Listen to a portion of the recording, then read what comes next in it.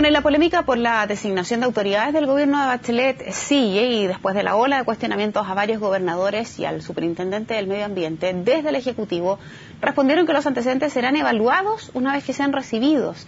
Vamos a conversar respecto de ese y otros temas de la contingencia. Está aquí el senador de la UDI, Hernán Larraín. Senador, muchas gracias por venir. Buenos días. Buenos días, Verónica.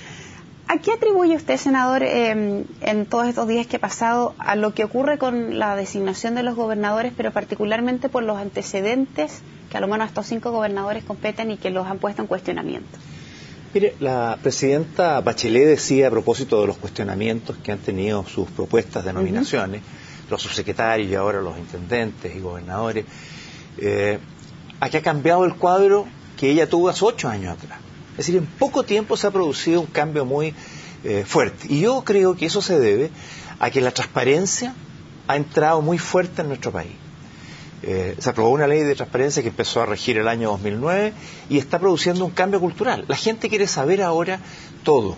¿Quiénes son las personas nombradas? Y esa investigación, que la hacen también los medios de comunicación social y las personas interesadas, genera la búsqueda de antecedentes de cada persona, algo que antes no se hacía, pero que ahora se hace. Antes bastaba que una autoridad dijera, esta es la persona, oiga, pero a lo mejor tiene antecedentes. No, pero esa es, hoy día no es así. La transparencia ha generado un involucramiento de la gente en las situaciones y la presión social, este es el nuevo factor, se ha convertido en el protagonista de la política. Entonces la transparencia genera participación ciudadana y en ocasiones presión social que cambia las decisiones de las autoridades. Me parece que eso es muy significativo y es algo con el cual tenemos que aprender a convivir.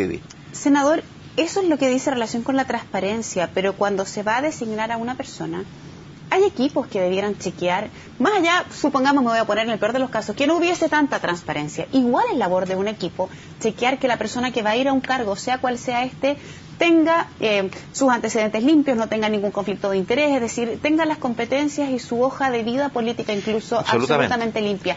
¿Hay ahí entonces una falta de prolijidad de quienes están eligiendo, quienes están sugiriendo? ¿Cómo lo analiza usted en ese aspecto? Sí, es cierto que ha habido una falta de prolijidad. Es cierto que a lo mejor los propios candidatos ocultan a veces sus antecedentes que los pudieran inhibir de ser nombrados en un cargo determinado. Eso es efectivo.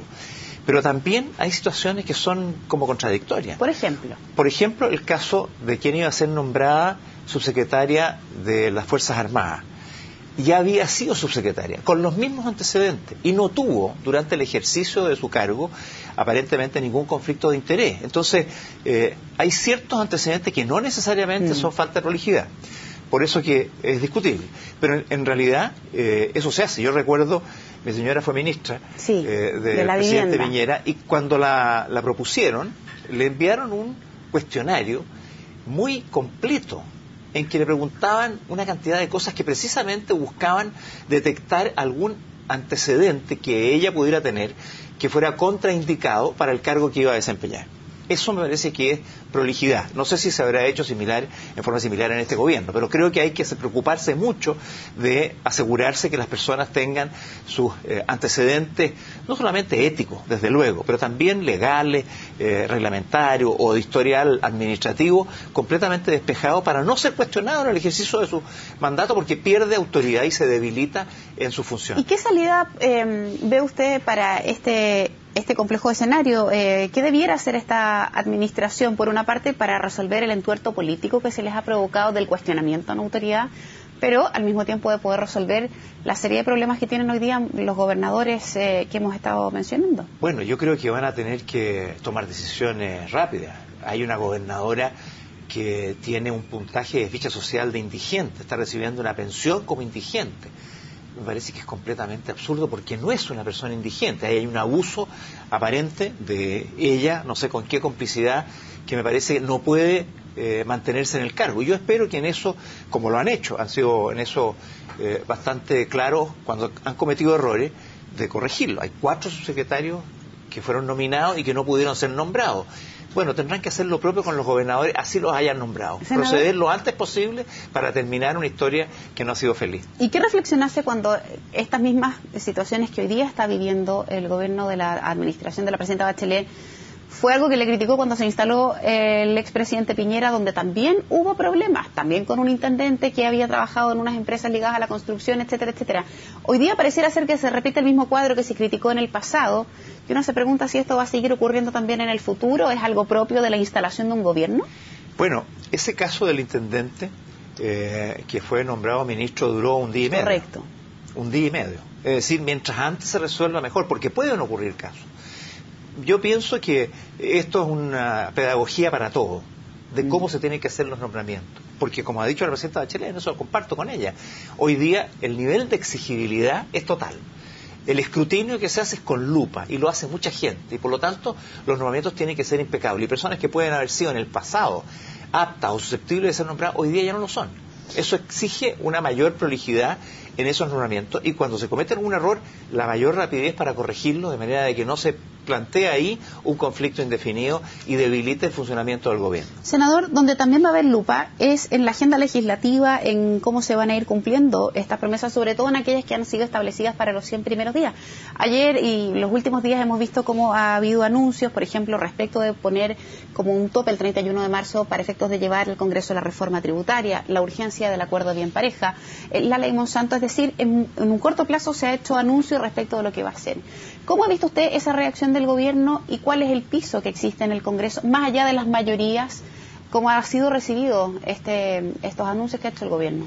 A ver, a mí me parece que es la crónica de una situación anunciada, el envío de la reforma tributaria, de manera que le hayan fijado plazo, a mí me parece bien. Quizás puede ser corto para poder oír a otras instancias antes de enviarlo al Congreso. Pero, en fin, lo que no haga el gobierno lo vamos a hacer en el Congreso, esto de oír a todos para poder realmente avanzar. Nosotros no tenemos cerrada la puerta a priori a la reforma tributaria porque no la conocemos. Va a depender de su cuantía, del impacto que tenga en el empleo, en el crecimiento, en las inversiones, para ver hasta dónde podemos o no apoyarla. Respecto de la ley Monsanto, a mí me produce bastante sorpresa. Porque este proyecto de ley fue presentado en el anterior gobierno de la presidenta Bachelet. Es una iniciativa de la presidenta Bachelet hace 6, 7 años atrás, que fue aprobada en forma unánime en la Cámara de Diputados antes del gobierno de Sebastián Piñera, en donde votaron a favor todos los parlamentarios de la Concertación, incluso algunos que hoy día son senadores, y que están pidiendo el retiro de esta ley. Y que se trata del cumplimiento de un tratado que fue firmado durante los gobiernos de la Concertación, con Estados Unidos y con Japón. Ha sido muy raro todo eso, porque lo que se dice, mire, que aquí no se cautelan los intereses de los pueblos ancestrales o los pequeños agricultores, eso todo se discutió en la Cámara de Diputados y se resolvió, están todos cautelados. Pero en fin, si quieren retirarlo, que lo retiren y que presenten indicaciones sustitutivas, estamos abiertos a eso. Y respecto del acuerdo de bien pareja, muy breve, yo voté a favor de este proyecto, se está avanzando con mucha rapidez, tenemos mucho interés en despejarlo, en despacharlo luego. Costó llegar a algún entendimiento porque son proyectos difíciles, pero hemos avanzado y ha habido en el Senado siempre, desde que me tocó a mí presidir la Comisión de Constitución, cuando lo empezamos a ver.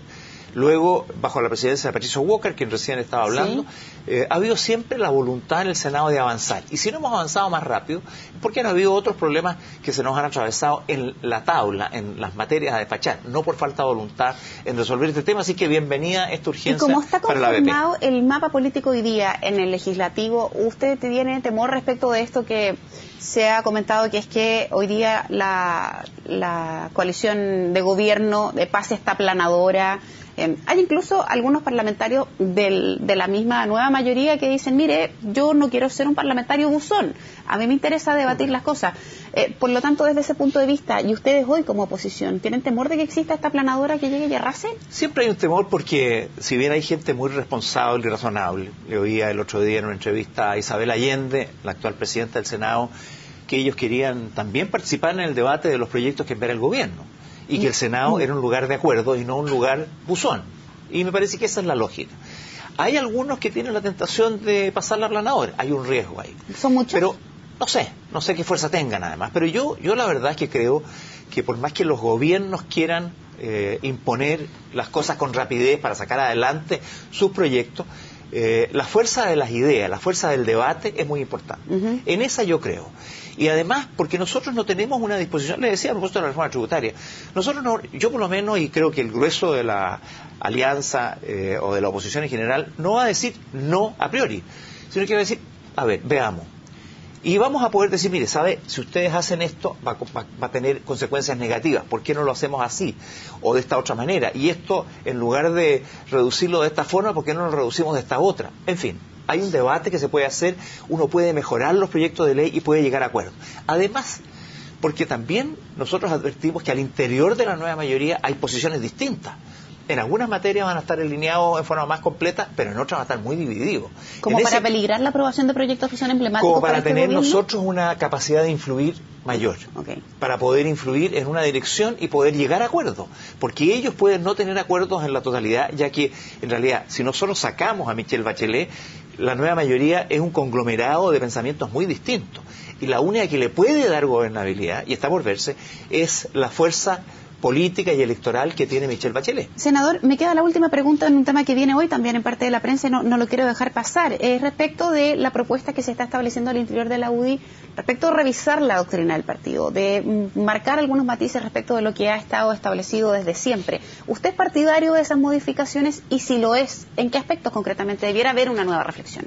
Yo creo, Verónica, que nosotros, la oposición en general y la UDI en particular, estamos pasando por un momento especialmente complejo. Creo que los resultados políticos de las últimas elecciones fueron muy malos para nosotros. Tuvieron un efecto de bomba y racimo. Dispararon y generaron impactos de distinta naturaleza. En Renovación Nacional se han salido, se ha fraccionado, se ha producido un problema muy complejo y que ha demorado además la constitución de la oposición como un ente que institucionalmente puede dialogar con el gobierno. Nosotros en la UDI estamos siguiendo un proceso de reflexión, con mucha unidad interna, con posiciones distintas, porque es un partido democrático, para poder no solo revisar nuestro proyecto político y las estrategias, sino que también los fundamentos, la declaración de principios. Yo creo que si nosotros no nos adaptamos a los tiempos, no oímos a la ciudadanía que se está expresando a través de los movimientos sociales, si no nos damos cuenta de lo que ha ocurrido después del gobierno de Sebastián Piñera y no cambiamos, corremos el riesgo de seguir en la tendencia a la pérdida de adhesión ciudadana. Por el contrario, si nosotros recuperamos la sintonía popular, perdimos muchos votos populares la UDI en la última elección, perdimos en Santiago particularmente el 47% de la votación de los sectores populares. Si no cambiamos nuestro discurso y recuperamos nuestra identidad con el mundo popular, con la gente más vulnerable, que es la mitad del país, yo creo que nos vamos a quedar fuera del escenario político o vamos a perder relevancia o capacidad de influir. Por eso hay que cambiar en materia de principio el proyecto político, de manera que no solo seamos vistos como un partido preocupado de los temas económicos y del desarrollo, sino que de la justicia y la igualdad, y adicionalmente las estrategias. Cómo vamos a trabajar con el gobierno, cómo vamos a institucionalizar la alianza, cómo vamos a presentar una nueva alternativa para ser gobierno, ojalá en los próximos 4 años. Y en eso, para intentar aterrizarlo un poco más, senador Larraín, dice relación, por ejemplo, con manifestar de manera muy específica en esa propuesta, en la doctrina, la condena a la violación de derechos humanos. ¿En qué aspecto concretamente usted diría que se puede ver reflejado? Lo que yo le escucho son ideas muy macro que dicen relación con una reflexión en el largo plazo, pero si uno intentara aterrizarlo, ¿dónde en concreto debiera haber cambios y modificaciones concretas? En lo que dice en relación con la declaración de principios, si usted la leyera, se daría cuenta, por ejemplo, que habla de la Unión Soviética, que habla del marxismo y el terrorismo de izquierda como un actor relevante en nuestro país y en la región. Bueno, son todas situaciones que hoy día no han ocurrido. Respecto del golpe, hace una referencia al golpe, pero no hace una referencia a lo que ocurrió después en materia de derechos humanos. Y por lo tanto yo creo que nosotros, en ese sentido, debemos revisar esto, sacar los contextos históricos que hoy día no corren, hablar de lo que está pasando hoy día de cara al futuro y, entre otras cosas, pronunciarse sobre las violaciones a los derechos humanos, porque este es un principio esencial. Nosotros repudiamos estas violaciones a los derechos humanos y creo que hay que dejar constancia de ello en la declaración de principios, porque es un punto esencial que tiene que ver con lo que es la democracia hoy día. El concepto de democracia y lo que está pasando, por ejemplo, en Venezuela, cuando empiezan a asomarse que se conculcan algunas libertades públicas esenciales, se condena a los opositores a la cárcel, uno dice aquí, la democracia no se desliga de los derechos humanos. Nuestra reafirmación de principios como partido democrático supone una valoración especial de los derechos humanos y por lo tanto un repudio a las violaciones que ocurrieron en el pasado. Pero también hay otras cosas más de cara al futuro que son más concretas, que son las que a nosotros nos interesa, porque la gente no vota por la declaración de principios, vota por los proyectos específicos de cómo nosotros vamos a luchar por una mayor justicia, por un Chile más justo, reduciendo fuertemente las brechas de desigualdad que hoy día dejan a mucha gente en una situación muy injusta. Aquí termino. Si eso no ocurriera en el mediano o largo plazo con la UDI, ¿usted pensaría probablemente en dejar el partido y transformarse en un independiente como lo han hecho otros parlamentarios, por ejemplo, con RN? ¿Eso no está en sus planes? Yo no creo que esa sea la manera de plantear las cosas, porque eso sería una amenaza. Si no se hace esto, me voy o nos vamos. No, yo creo que lo que queremos es un debate, y yo tengo además la impresión de que en los sectores más diversos esto está ocurriendo. Las nuevas generaciones de la UDI tienen también este interés, incluso con personas que yo he tenido diferencias respecto de cuál debería ser nuestra política respecto de las desigualdades, donde yo he sido muy fuerte y otros miran esto de una manera distinta. De manera que yo no creo que eso esté en juego, yo creo que la UDI va a cambiar para bien. Le agradezco mucho, senador, haber venido personalmente a esta conversación aquí en CNN, que tenga una muy buena jornada. Gracias. Que esté bien. Nos vamos a la pausa, 10 de la mañana con 28, volvemos en un par de minutos.